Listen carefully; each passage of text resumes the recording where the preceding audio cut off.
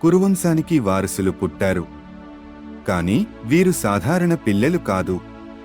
వీరి జన్మే భవిష్యత్తును నిర్ణయించే ఒక గొప్ప యుద్ధానికి వేదిక అయింది. వారు ఎవరు?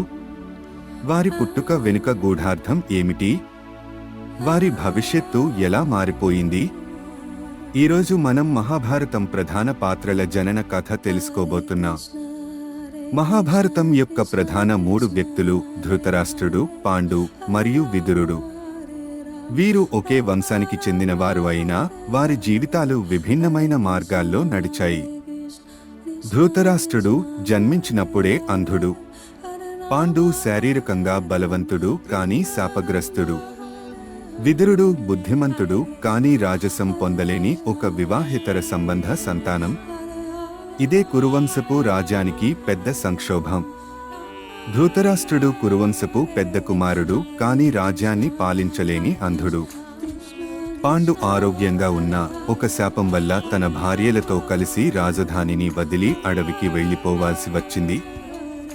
విదురుడు తండ్రికి మిత్రుడై ఉండిపోయాడు. కానీ అతడు ఎప్పుడూ ధర్మాన్ని మాత్రమే పాటించాడు. ఈ 3 మార్గాలే భవిష్యత్తులో రాజ్యానికి తలుపులు తెరిచాయి. పాండు అరణ్యంలోకి వెళ్లిన తర్వాత రాజ్యం ధృతరాష్ట్రుని అధీనంలోకి వెళ్ళింది. అదే మహాభారతపు తొలి విరామం. పాండు రాజ్యంలో ఉండలేక అడవుల్లో నివసించసాగాడు. కానీ అతనికి ఒక పెద్ద బాధ, తనకు సంతానం కలగదు. అప్పుడు పాండు భార్య కుంతి తన ఒక గోప్య శక్తిని వెల్లడించింది. చిన్నప్పుడే దుర్వాస మహర్షి ఆమెకు ఒక మంత్రాన్ని ఇచ్చారు. ఆ మంత్రం ద్వారా ఆమె ఏ దేవతనైనా పిలిచి వారి ద్వారా ఒక పవిత్రమైన సంతానం పొందగలిగేది. కుంతి ఈ మంత్రాన్ని వినియోగించుకొని 3 గొప్ప దేవతలను ఆహ్వానించింది. ధర్మరాజు యుధిష్ఠిరుడు ధర్మదేవుడి వరం. అతడు న్యాయానికి మార్గదర్శి. భీముడు వాయుదేవుడి ద్వారా జన్మించాడు. అతనికి అపారమైన బలం. అర్జునుడు ఇంద్రదేవుని ద్వారా జన్మించాడు. అతడు పరాక్రమానికి మూర్తిరూపం. అలాగే పాండు 2వ భార్య మాద్రి కూడా అశ్విని కుమారులను పిలిచి నకుల సహదేవులను పొందింది. వీరు కురువంశానికి జన్మించిన సత్యధర్మ సంతానం. పాండవులు జన్మించడంతో రాజ్యంలో మార్పు మొదలైంది. కానీ కుంతి మరో రహస్యం దాచింది. ఆమెకు ఒక పెద్ద కుమారుడు కూడా ఉన్నాడు. అతడే మహావీరుడు కర్ణుడు.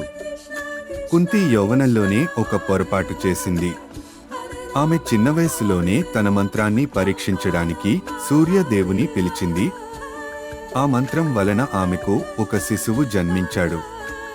అతను బంగారు కవచంతో కనిష్ట కుండలాలతో జన్మించాడు.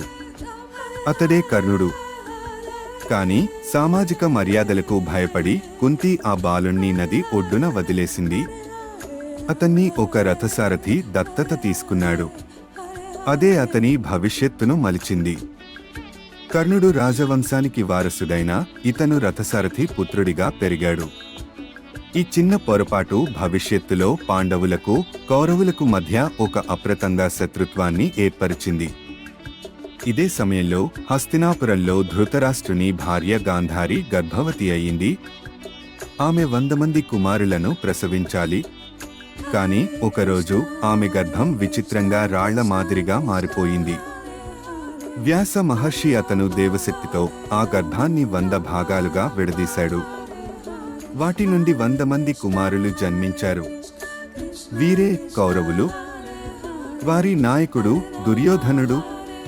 అతడు జన్మించినప్పుడు మంత్రగణం చెబుతున్నది, ఈ శిశువు భవిష్యత్తులో ఒక పెద్ద యుద్ధానికి కారణం అవుతాడు.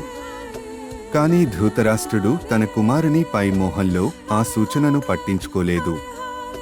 పాండవులు కౌరవులు హస్తినాపుర రాజ్యంలో కలిసి పెరిగారు. చిన్నతనంలోనే వారి మధ్య భిన్నత్వం స్పష్టంగా కనపడింది. యుధిష్ఠిరుడు న్యాయంగా ఉండేవాడు. భీముడు కౌరవులను ఎప్పుడూ అణిచిపెట్టేవాడు. దుర్యోధనుడు భీముడిని ద్వేషించేవాడు. అర్జునుడు మహా విలువిద్యా ప్రవీణుడు. కర్ణుడు అర్జునుడికి గట్టి ప్రత్యర్థిగా మారిపోయాడు. ఈ చిన్న వేదనలే భవిష్యత్తులో మహాయుద్ధానికి రూపుదిద్దుకున్నాయి. ఈ పోటీ ఒకప్పుడు నాటకీయంగా మారిపోయింది. కౌరవులు పాండవులను చంపడానికి కుట్రలు మొదలుపెట్టారు. ఇప్పటివరకు మనం పాండవుల, కౌరవుల జనన కథను చూశాం. కానీ అసలు కథ ఇంకా మొదలు కాదు. వారి చిన్ననాటి వివాదాలు, కౌరవుల కుట్రలు మరియు అర్జునుడు, కర్ణుడు మధ్య అసలు ప్రతిష్ట ఇంకా బయటపడాల్సి ఉంది. ముందు జరగబోయేది గురు ద్రోణాచార్యుల వద్ద విద్యాభ్యాసం. అర్జునుని శిక్షణ, కర్ణుని అవమానం మరియు కౌరవుల అసలు కుట్ర. ఈ కథకు ఒక అద్భుతమైన మలుపు రాబోతుంది.